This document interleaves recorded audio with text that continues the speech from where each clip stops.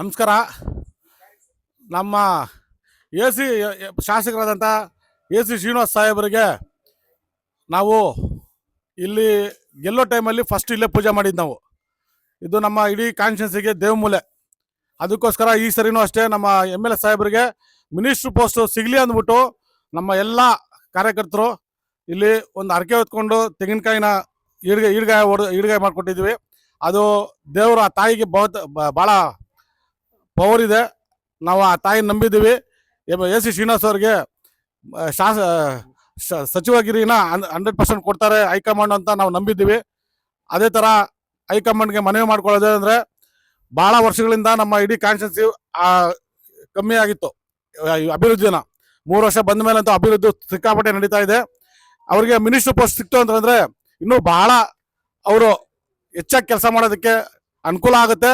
ಅವರು ನಮ್ಮ ಕಾನ್ಸ್ಟಿಟ್ಯೂನ್ಸಿ ಅಲ್ಲ, ಇಡೀ ಕರ್ನಾಟಕಕ್ಕೆ ಅವಶ್ಯಕ ಇದೆ.